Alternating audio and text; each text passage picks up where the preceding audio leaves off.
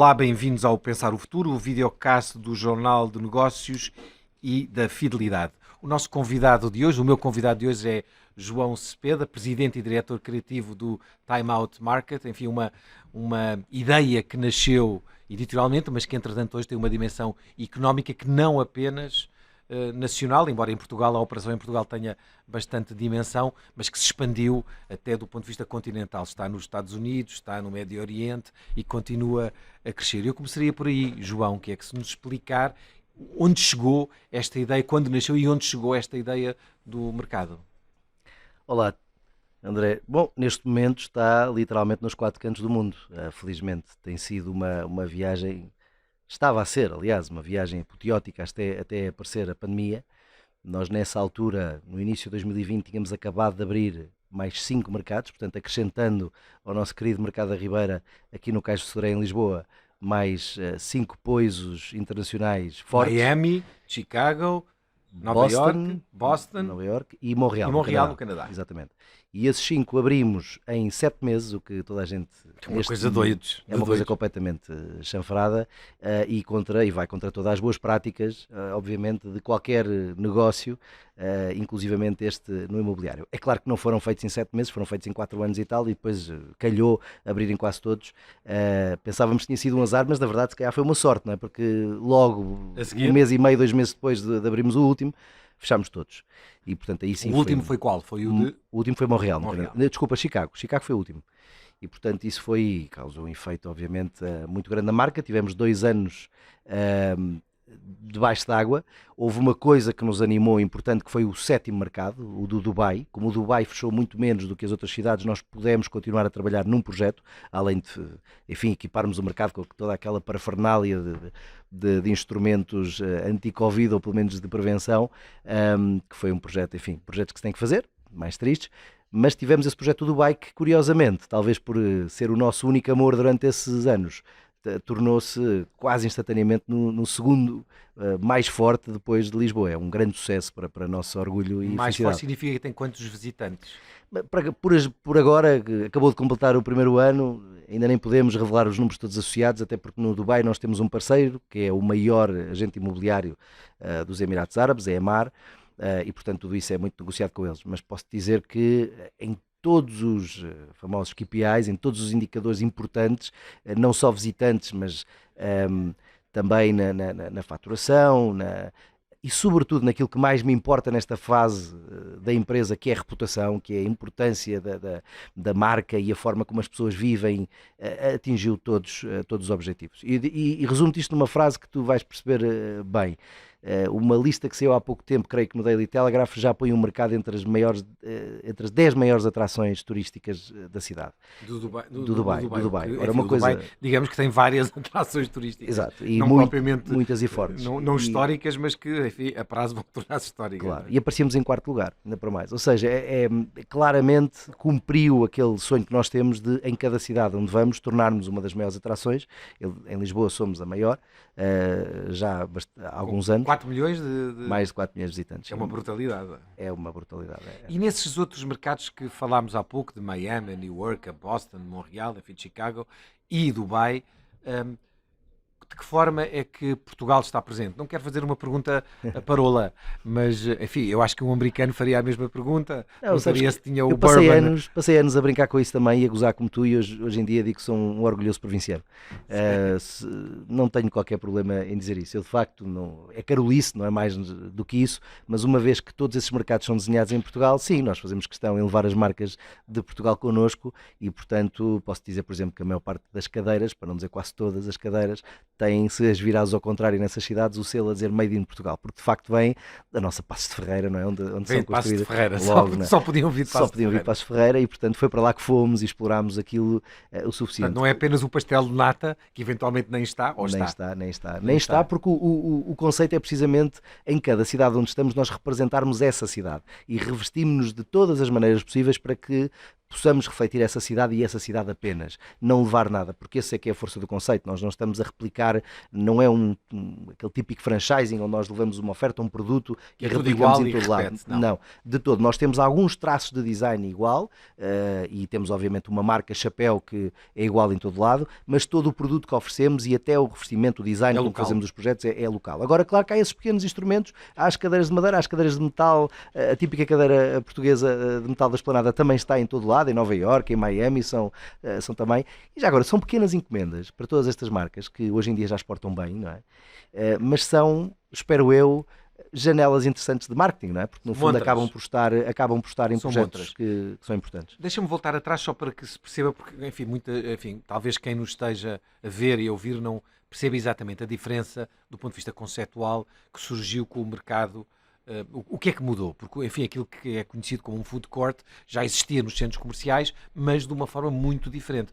Tu podes nos explicar, dizer como é que nasceu a ideia e o que é que a diferencia face aos outros pátios de comida, digamos assim? Sim. O salto mais significativo de um tipo de conceito para outro está representado talvez nas palavras conveniência e experiência. Isto é um grande clichê hoje em dia no mundo dos negócios do imobiliário, mas não deixa de ser verdade, como todos os clichês. Como é que se representa isto da melhor maneira? Tu hoje em dia vais a qualquer hora do dia ao Mercado da Ribeira, sentas-te dentro do nosso espaço, olhas à volta e verás, e conta, é um desafio que faço, quantos copos de vinho vês e copos mais de vinho até, vês à tua volta. Ora, como metáfora do tipo de consumo isto diz tudo, não é? Ao contrário dos espaços que são feitos, como disseste, e bem nos centros comerciais ou até noutros sítios, o nosso espaço não é um espaço de conveniência, não é um espaço para a pessoa parar e rapidamente em 10 minutos apanhar despachar a comida e ser uma coisa muito fast food. Exatamente. E quando tu crias um espaço de raiz pensando na conveniência, pensando em ajudar as pessoas nessa rapidez e na funcionalidade, digamos, acabas por desenhar um espaço pensado todo para isso. Claro. Ora, nós fazemos o contrário, nós pensamos todo precisamente para as pessoas ficarem lá, para as pessoas terem uma componente, por exemplo, social, ao contrário dos food courts normais, nós só temos mesas comunais. Nós queremos que as pessoas perguntem à pessoa do lado o que é que ela está a comer, queremos que ela comece a conversa assim e a verdade é que todos os dias são forjadas relações, há novos contactos com isso. Uns italianos, ou uns italianos conhecem uns franceses, ou uns ingleses, ou uns alemães. Nós costumávamos dizer depois, quando a pandemia desapareceu, já não estou habituado a comer sem que um sueco me pergunte o que é que está no meu prato. E eu acho que essa componente social, se pensarmos mais nos trends de consumo todos, na quantidade de tendências que nós vamos avaliando, são importantíssimos. Não é? Hoje em dia as pessoas procuram espaço onde também possam ter isso. E que seja além do telefone. Portanto, tem essa dinâmica que é, enfim, uma dinâmica quase de comida lenta, de slow food, e portanto não de comida rápida, e tem essa particularidade de ter chefes, isto é, ter comida de assinatura, ter chefes conhecidos, reputados, que têm restaurantes onde uma pessoa pode pagar 100, 150 euros por cabeça, em Lisboa, 200, enfim, que mesmo assim um preço mais razoável do que fora de Lisboa, e consegue ter refeições com ingredientes semelhantes, embora evidentemente com uma apresentação diferente, por 13, 15 euros. Por 12, 13, 14, 15 euros. Não é? Sim. Um hambúrguer de boi, por exemplo. Sim, essa parte da experiência, há de facto essa parte da qualidade. E essa parte da qualidade, isso aplica-se em todas as cidades, e eu até te digo, já explicaste bem, não preciso ir aí, mas acrescento uma coisa que quando as pessoas me perguntam o que é que mais gostas em toda esta experiência, o que é que mais gostaste de fazer ou até agora, eu costumo dizer realmente o que me dá mais orgulho, e isso digo aqui em Portugal, de longe, é ter a certeza que milhares, todos os dias, não é? Milhares de estrangeiros que nos visitam saem daqui com uma boa experiência gastronómica. Porque nós não sabemos, não é? Ou seja, a verdade é que temos muito boa comida, ela está espalhada, mas também temos aquilo que os ingleses chamam de tourist traps, não é? Armadilhas para turistas, temos muitos espaços e é muito fácil um turista estar cá 2, 3 dias, que é a média já agora de estadia, e comer mal. E o mercado, eu acho que elimina esse risco bastante, de uma forma bastante Há aquele snack bar ou aquele restaurante, enfim, vou dizer, com menos qualidade, mais manhoso e tal, que de repente está a servir uns fritos e umas coisas a despachar que não têm a qualidade da comida portuguesa. O turismo em Portugal, e aproveitamos para dar esse salto, é de facto muito relevante. Ainda esta semana, ainda recentemente, a Comissão Europeia revelou as previsões de crescimento, surpreendendo tudo e todos. O crescimento de Portugal este ano mais alto, 5,8% ou 5,9%, é um número chinês, digamos assim, ultrapassando as estimativas do governo, que são não chegam aos 5%. E o turismo é o que justifica, segundo a Comissão Europeia, isto mesmo. Como Olha, é que... já fico muito contente, escrevi há pouco tempo um artigo onde falava acho que o título era o fenomenal regresso do turismo português, e fui acusado de ser excessivamente otimista, fui acusado quase de ser pró-governo porque estava a fazer isso, como se eu estivesse a fazer um serviço. A verdade é que esta confiança estava em mim e em quase todos os principais agentes do turismo. Nós tínhamos essa convicção. Tinhas esse mercado, era isso? Estavas a notar por várias razões, contas. André, por várias razões. Em primeiro lugar, pela pole position onde nós estávamos, ou seja, nós, quando a pandemia abalou, éramos de facto a cidade, o destino, a cidade e o país da moda, não é? Como se diz. E não era só uma moda dizer que estávamos na moda, éramos mesmo da moda. Houve como esteve Barcelona ao seu tempo dos anos 90, como esteve a seguir a isso Praga, como estiveram várias cidades, e esses fenómenos estão estudados e duram há alguns anos, não é? Dependendo depois de como cada cidade e cada país consegue absorver exatamente, consegue absorver e consegue dar oferta, conteúdos, etc. Consegue manter aquilo dentro de portas e controlar sem estragar a própria cidade e os próprios países. E portanto nós tínhamos essa noção de que estávamos na pole position e não havia nenhuma razão para, quando a retoma acontecesse, nós não continuarmos na pole position das preferências. Ora, como somos um mercado pequeno, que com pouco, digamos, a primeira reação do mercado turístico nós receberíamos muita gente. Como não somos um mercado, por exemplo, virado para o turismo de negócios, que foi de longe o mais afetado e aquilo que vai demorar mais tempo a as pessoas fazem as reuniões via Zoom, porque deixaram de viajar. Esse negócio sim, não sei se vai retomar ou não, mas mesmo que retome, retomará muito lentamente. Portanto, como as empresas perceberam que podem poupar também dinheiro com temos os destinos baratos, destinos que permitem ser marcados à última hora porque são próximos para a maior parte dos países europeus. Nós tínhamos, portanto, bastante confiança. A montante disto tudo vem a questão da guerra, e aí, pragmaticamente falando, é lógico o facto que até foi um motivo de brincadeira do Ricardo Araújo Pereira com o Presidente da República, mas o Presidente da República referiu que éramos uns... Ou seja, em linha reta nós somos o país mais distante do conflito militar e, portanto, é óbvio que na hora de escolher, se pensarmos num cliente turístico do norte da Europa, quanto mais longe melhor, digamos, e portanto isto psicologicamente, quer queiramos, quer não, influencia. Tudo isto junto, acho que é o resultado, e de facto eu posso dizer que sei de fonte segura, porque alguns parceiros hoteleiros, e nós falamos todos hoje em dia, por causa da pandemia, no fundo juntámos todos mais, e eu tenho indicadores seguros de que não só isto está a correr bem, como vai continuar a correr bem, nada acontecendo de grave que possa mudar, até ao final do ano pelo menos, há indicadores fortíssimos. Posso dizer, por exemplo, que há vários hoteleiros que me disseram que nunca tiveram um setembro, um outubro e um novembro com tantas reservas. Já reservas europeias. Exatamente. E também reservas americanas. Esse mercado, a certa altura, é um mercado inexistente. A TAP deu aqui, quando tinha um investidor americano, deu esse salto, mantém essa ligação, não apenas a Nova Iorque, mas a outras cidades. Um mercado importantíssimo, nesse caso, pelo ticket médio, não é? Portanto, pelo aquilo que as pessoas gastam. Os americanos gastam muito mais dinheiro que os europeus. Não tem qualquer comparação. Deixam gorjetas maiores e, portanto, tudo isso faz com que... Uma gorjeta em Nova Iorque, 25%, 20%. Exatamente. Em Lisboa as pessoas deixam €1 ou não deixam, não? Exatamente. Os locais, enfim, os ingleses também deixam mais, mas isso, ou seja, em termos de consumo é importante por causa disso. Os americanos é importante. Isto estava em crescendo, não é? Portanto, era um mercado importantíssimo, muito relevante. E ainda não está lá. Isso até é bom, porque se nós já estamos a ter números de 2019, e estamos, quem disse é que não mente, porque nos centros das duas cidades 2019 há muita é pré-pandemia, portanto. Exatamente, pré-pandemia. E já estamos a ter números ou muito próximos ou até superiores. Há vários casos que já têm números superiores. E ainda há tantos mercados que nem sequer voltaram a viajar da forma como viajavam. Os chineses, por exemplo, os chineses não podem sair da China por causa novamente da pandemia, e o mercado chinês a certa altura também começava a ter peso em algumas áreas turísticas de Portugal. Sim. Agora continuamos, e isso é muito importante, a reunir aquele amor todo dos nossos clientes franceses, por exemplo, continuam, e que é importante realçar, porque os franceses, por exemplo, foram provavelmente a comunidade que mais nos ajudou na retoma, quando isto começou, e mesmo durante a pandemia, os franceses, toda a comunidade de expatriados, que é gigante, enorme, continuam na rua e a gastar. E, portanto, isso foi muito importante, e eu costumo dizer também aos meus parceiros de indústria que é preciso sempre dar-lhes esse crédito. Aliás, o próprio mercado tem um chefe francês agora. Agora tem é isso mesmo que eu ia dizer. Fages, e precisamente foi Vincent Fages, que era mais um chefe com estrelas Michelin. Portanto, exatamente. Esse foi o detalhe que não dei há pouco. Não são só chefes conhecidos, mas estrelados nesse sentido. Sim. E com 2 estrelas. E mais, eu costumo dizer, uma das coisas que mais me orgulha é que, por exemplo, o Henrique Sapessoa, que referiste há pouco, tem de facto 2 estrelas Michelin, mas o que mais me orgulha, vendo a carreira dele, é que quando se juntou a nós não tinha nenhuma.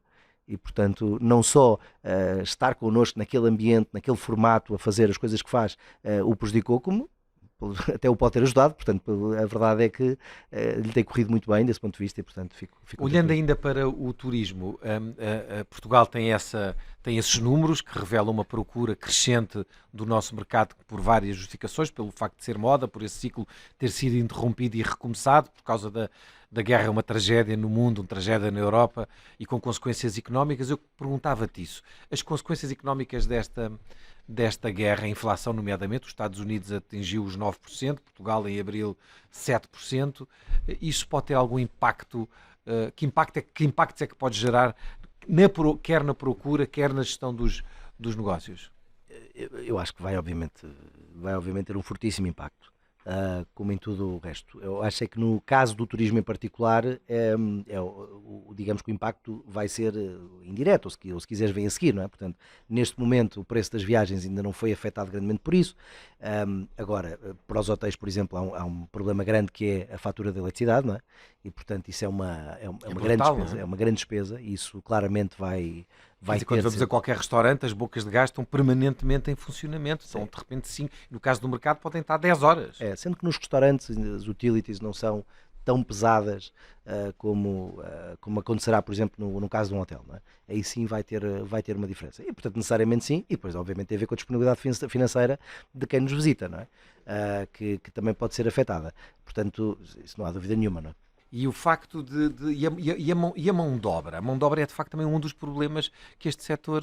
The Great Resignation, já há livros escritos sobre isso, ainda não acabámos. Portanto, a mão de obra é de facto o maior problema. Ontem posso dizer que estive sentado com dois dos maiores empresários de restauração daquela zona da Europa, portanto um do sul da Alemanha e outro do sul de França, aliás, da parte francesa da Suíça, ambos com mais de 30 restaurantes e, portanto, empresários fortes, e estivemos a falar e parece que, quer dizer, muda-se a língua e o problema é a papel químico, portanto, e pode ser nos Estados Unidos exatamente a mesma coisa, estamos todos a sofrer a mesma coisa. Eu acho que é uma revolução social, mais do que nada. Eu acho que a restauração vê-se, hoje em dia, abraços com um problema que se esteve a construir durante quase um século ou mais, não é? É porque são características muito específicas na restauração. Os dias de trabalho, os 6 dias por semana, os horários longos, os horários que se interrompem, começam a meio da manhã, vão até meio da tarde, recomeçam à noite, ou seja, são muito violentos. E também... sou-te muito sincero, as respostas que se têm dado do ponto de vista laboral, da organização dos dias de trabalho,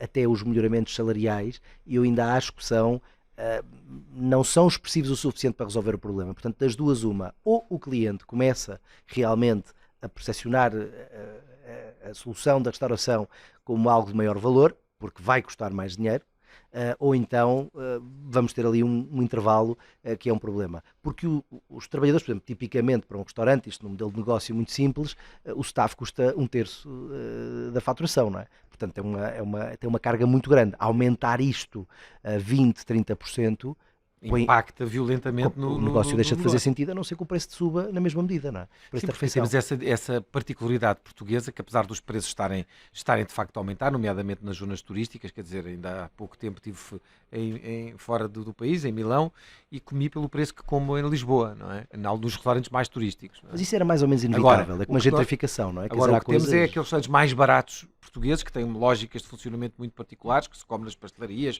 o pessoal almoça por 7 € ou 8, e isso eventualmente vai sofrer grandes dificuldades nesta fase. Não sei, portanto, aí há uma coisa, que se as rendas mudarem ou não, não é? As rendas são muito baratas ainda e representam têm no peso, digamos, do custo geral do negócio destes, tem um peso muito baixo e, portanto, é capaz de absorver isso no início, pelo menos no início.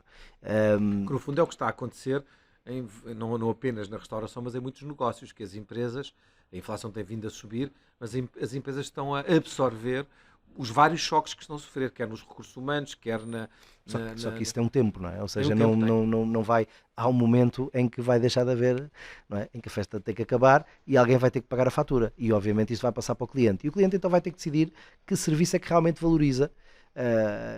E vai ter que perceber uma coisa que em termos de comunicação é importante explicar, que é que o aumento de preço corresponde de facto, está-se a passar uma fatura que também aumentou para o restaurante. Preciso ver que um empresário de restauração tem tipicamente uma margem de 10%. Não é uma margem grande, portanto, isto seja num negócio estrela Michelin, num negócio pequeno, esta é a referência. Depois, claro que se pode otimizar e há uns que têm 25%, mas também há uns que têm 5%. Portanto, estes 10% servem de referência. Ora, quando nós aumentamos qualquer um desses custos de uma forma abrupta, é evidente, não há qualquer alternativa, que isso pode ser aguentado durante um tempo à custa da própria margem do dono, não é?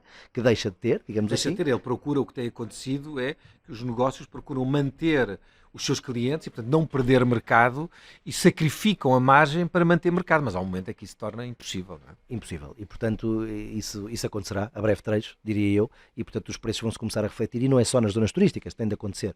Acho que, de qualquer maneira, ainda há aqui uma pequena margem para isto ser deferido no tempo a alguns Sim, meses. os portugueses contam com isso. Para fecharmos, queria fazer 2 ou 3 perguntas a propósito da organização do turismo em Portugal e das zonas de interesse. Há pouco fizeste referência à necessidade dos países terem oferta, capacidade dos turistas que chegam, terem conteúdos, terem sítios para onde ir, terem acesso. Isso era uma coisa que não existia em Portugal e sentia-se, viajávamos para fora, íamos dali para um museu, para ali, etc, etc. Em Portugal isso começa a surgir. Temos o Mood, temos o mercado, temos os Jerónimos, já não temos só aquelas atividades mais previsíveis.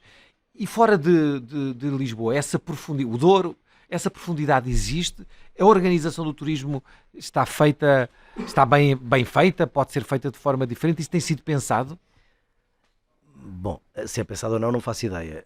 Que nós estamos perante um novo mundo, uma nova realidade, novos tempos que nos deviam obrigar a repensar o formato como as coisas estão feitas, isso parece mais ou menos inevitável, não é? Ou seja, a procura que nós temos neste momento como país não tem nada, e reforço, nada que ver com há 7 anos, para não é preciso ir uma década atrás, 6, 7 anos, não tem nada a ver. Eu já escrevi, por exemplo, sobre o exemplo da Comporta, acho um exemplo interessante. Comporta tem uma procura extraordinária, uma procura que ainda para mais preenche alguns dos requisitos que Portugal quer, ou seja, traz um turista de maior qualidade que deixa muito mais dinheiro na economia, e portanto é importante haver polos como esses, mas claro, a nossa divisão administrativa, como está feita, com as juntas, com as câmaras, com as CCDRs, portanto, as zonas de turismo, tudo isso não está provavelmente adequado àquilo que nós temos hoje em dia, com procura, como tu disseste, no Douro e nesta zona. Claro que há mais associações e mais entidades que fazem isto do que nós julgamos. A questão é se mesmo assim nos conseguimos promover. Eu julgo que há um caminho enorme para fazer. Não culpo ninguém também, se quer se diga, porque acho que foi de tal maneira avassalador o salto que nós tivemos que vai demorar algum tempo. As instituições são sempre as últimas a adaptar-se a estes tempos e vai demorar algum tempo. Agora, também é verdade que as oportunidades não ficam para sempre. E, portanto, ou nós nos conseguimos realmente adaptar para agarrar esta procura que temos neste momento e para a tornar sustentável, e para já agora aprender com os erros de cidades que passaram pelo mesmo. Por exemplo? Barcelona é um caso gravíssimo. Eu estive em Barcelona no início deste ano, em janeiro. Parecia a Euro Disney ou Disney. Não, quando abriu, aqui, por exemplo, exatamente, tinha esse problema, e depois tem outro problema, que é realmente quando veio a pandemia, eu fiquei assustado. Quer dizer, eu fiz as Ramblas, cruzei-me com 2 pessoas. Parecia uma cidade fantasma. Não tinha ninguém, porque os moradores já não lá estavam, tinha de tornar tudo. Isso é evidente que nos exige algum pensamento. Eu não sou um radical a achar que nós devemos abrir as fronteiras, ou seja, tirar qualquer tipo de regra. Agora, ao mesmo tempo, temos que perceber o que é que percebemos. Precisamos de oferta hoteleira. Como não existe suficiente, o alojamento local, por exemplo, resolve-nos muitos problemas. Não podemos retirá-lo do mapa, simplesmente. É impossível. Precisamos de mais conteúdos e, portanto, precisamos de facilitar que isso aconteça, suponho. Porque não podemos permitir ter ainda os mesmos museus que tínhamos há 7 anos, quando temos tantos mais turistas a circular pelas nossas ruas. E tem, evidentemente, um apetite cultural que vai além do fado, não é? Vai além do fado. E vai para a comida, por exemplo, que é muito importante. Esta componente da gastronomia, eu acho que foi muito subestimada durante muito tempo, e é um tema. Mas já não é hoje em dia, sério. Quer dizer, esta coisa dos chefes não é só uma moda dos chefes, há uma procura por a reinterpretação da comida portuguesa ou a interpretação fiel da comida portuguesa. Sendo que falta aqui 2 componentes para mim muito importantes que ainda não foram desenvolvidas o suficiente. Um tem a ver com a percepção lá fora, da nossa comida, e isto é importante, e a outra, que está ligada a esta, tem a ver com o produto. Nós ainda não sabemos vender o produto, isto já está ligado à agricultura, está ligado a outros temas, mas o produto português, de facto, precisa de ter outro alcance. Tem que... Por exemplo, quando falamos em comida italiana, temos imensos livros fantásticos sobre a comida italiana ou a comida espanhola, com um prato maravilhoso de paella, e em Portugal isso ainda não existe. Mas é curioso que digas isso, porque eu por muito tempo queixei-me que a Phaidon, que tem livros sobre quase todos os países, nunca tinha sobre Portugal, isto dizia muito nosso. Foi anunciado, foi aliás, foi apresentado há uma semana. Foi apresentado há uma semana, finalmente. Eu ainda não o tenho, já o encomendei, ainda estou à espera. E sabes qual é a capa, não? Sim. É o cozido à portuguesa ou é um peixe grelhado? Não é o livro da Maria Lourdes Modesto, é uma coisa diferente, como é lógico. É que estávamos um bocadinho presos à venerável, fantástica Maria de Lourdes Modesto, mas era aquilo que depois não permitia essa tal internacionalização sem perder as características, porque a ideia não é internacionalizar, desvalorizando, empobrecendo e standardizando a comida portuguesa, é apenas dar a dimensão como os italianos fazem, os espanhóis fazem, quer dizer... Exatamente. E isso é um ponto que para a economia nacional, eu arrisco dizer, tem um impacto muito maior do que aquele que possa ser estimado. E que não tem sido devidamente então desenvolvido, mas que agora dá. Ainda não chegámos lá. Acho que demos o primeiro passo com os chefes, foi muito importante. Não só a primeira geração, que nós todos acabaste de citar alguns, mas sobretudo esta segunda geração. Já tens à vontade o triplo de chefes a começar, o que já demonstra que está montado o circuito. Isso é muito importante. Tem muita gente nova já a começar os negócios próprios e a fazer coisas com muito valor, e portanto isso já está feito. E agora realmente o que era importante é associar a isso a questão dos produtos, porque só com essas duas componentes é que nós podemos melhorar essa terceira parte, que é a percepção internacional. E com essa, eu julgo... A reputação internacional, a percepção e a reputação. Sim, eu acho que isso é fundamental para nós garantirmos a sustentabilidade desta moda, que é o que nós queremos, no fundo, não é? Isso. Alargar esta grande pujança que hoje nos permite estar no topo da recuperação dos números da economia europeus e conseguir sustentar isso no tempo durante mais uma década, duas, se for possível. Sim, bem, a nossa economia bem precisa disso. João Cepeda, Presidente e Diretor Criativo do Time Out Market, muito obrigado por esta conversa.